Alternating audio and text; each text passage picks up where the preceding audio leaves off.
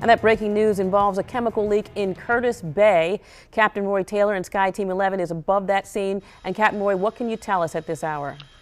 You're looking at the scene in the area of Fairfield Road near Chesapeake Avenue here in Curtis Bay, where there was a very large leak of some type of product at this location. We have video to show you what the fire department was dealing with when they first pulled up. It appeared to be some type of tanker truck that was venting some type of product. We don't know what that product was, but it was so serious that the fire department asked people in the area of zip code 21060, 21225, and 21226 to shelter in place and close their windows because they were concerned about the vapor that was coming from this tanker truck. Now they have sent fire department personnel to the location, and they have shut off the valves that they were concerned about, but they were in protective hazmat gear. They're doing some type of decontamination now of those firefighters that were in the, quote, hot zone. We don't know if anyone was injured reference to this, and we're still trying to get more information. As we do, we will update you. Reporting live in Sky Team 11, I'm Captain Roy Taylor. All right, and as Roy mentioned, the Baltimore Fire Department is on the scene.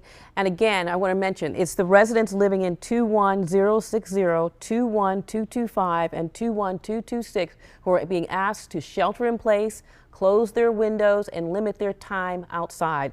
We have Baltimore City Fire Chief Roman Clark on the phone right now. And Chief, what can you tell us about what you believe has happened in that area? Well, what we think has happened from the plant advisors, and this is the name of this plant is the Solvay, S-O-L-V-A-Y plant. What they had advised us is that there was a transfer going on from a tanker to a trailer, and apparently the valve from the tanker to the trailer separated.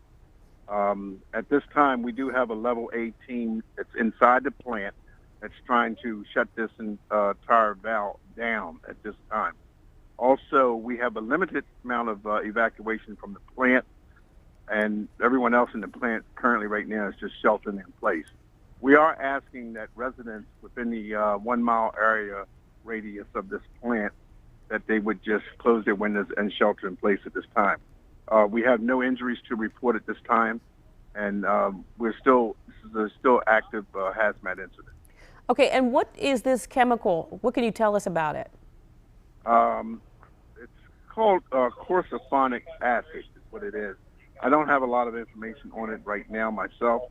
I am working towards getting to the incident commander to try to get some further information as to far as the danger of the acid itself.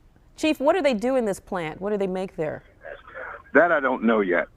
That's information I haven't had an opportunity to get yet. Okay, so you've asked the people in those three zip codes to shelter in place. How many people do you think we're talking about in this 1 mile radius area? And is it just residents? Are there businesses in this area? Schools? What can you tell us about that? Lisa, I do not know. I do not believe there is any schools in this 1 mile radius that we're asking to shelter in place.